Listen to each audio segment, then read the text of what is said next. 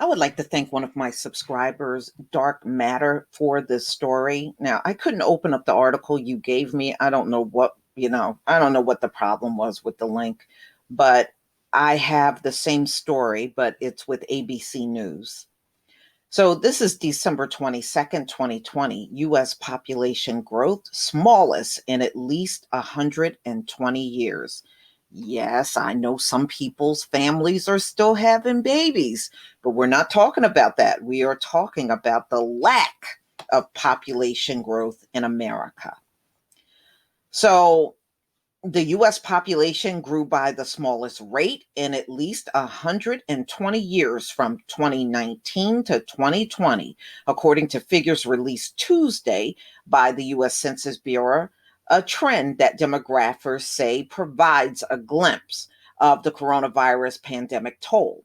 Population growth in the US already was stagnant over the past several years due to immigration restrictions and a dip in fertility, but coronavirus related deaths exacerbated the lethargic growth trend, said William Fry, a senior fellow at the Brookings Institution Metropolitan Policy Program.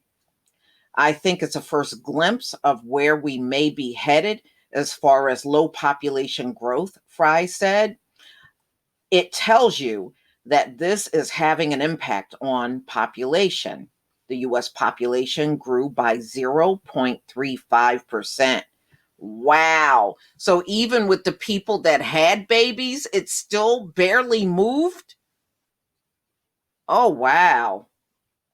From July 2019 to July 2020, an increase of 1.1 million people in the nation whose estimated population in July was more like 329 million residents, according to the Census Bureau estimates.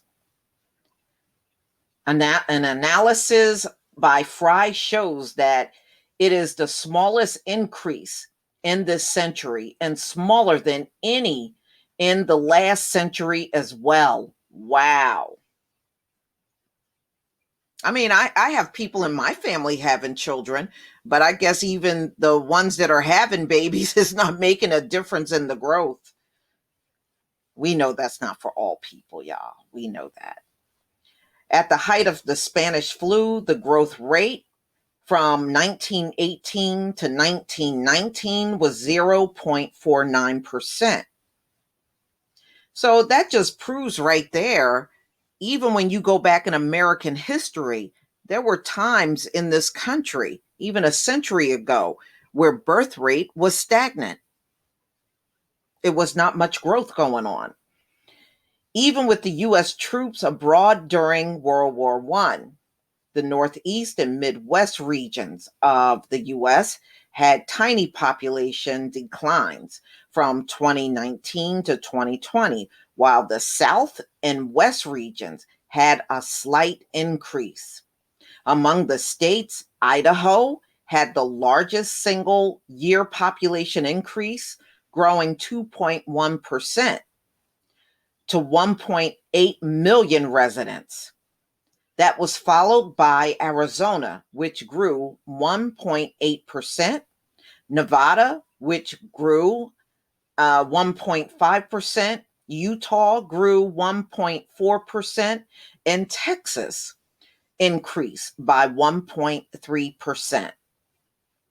16 states lost population, including California, the nation's most populous state, which declined by 0.18% to 39.3 million residents. New York, the pandemic epicenter in the spring, had the nation's biggest decline, losing an estimate 126,000 residents, or a dip of 0.65%.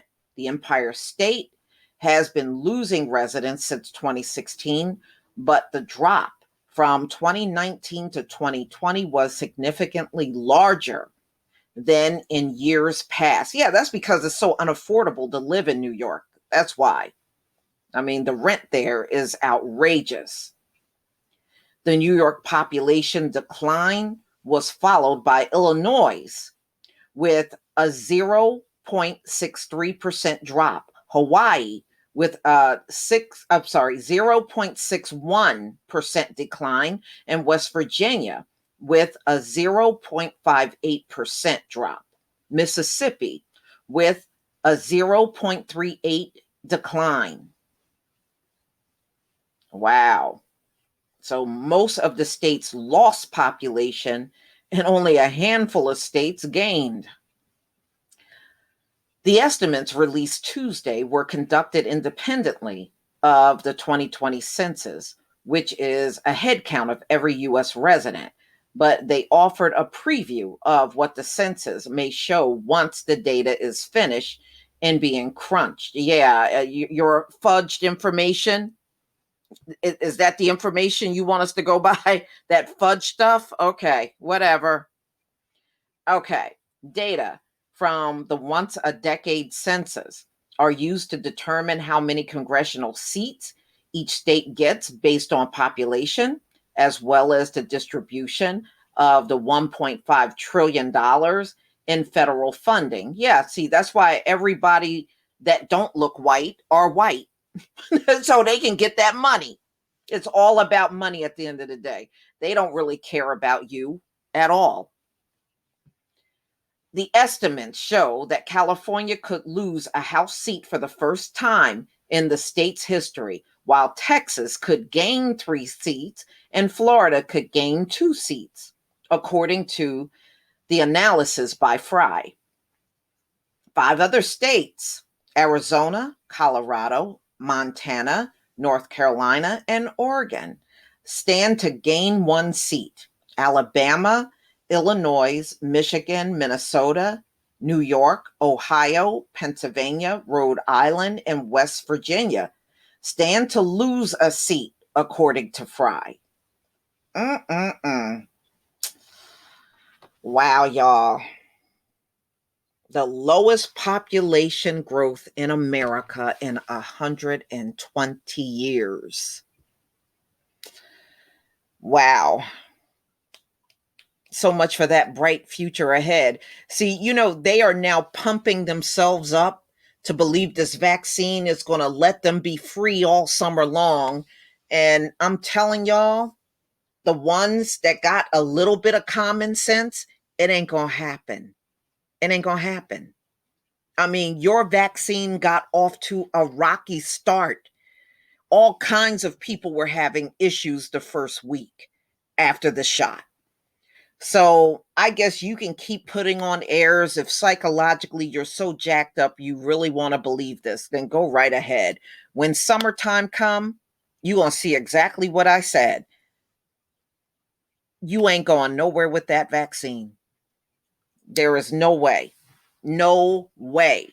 A vaccine you created in a few months is going to be that big of a miracle in this country. But if you want to fool yourself, then you go right ahead.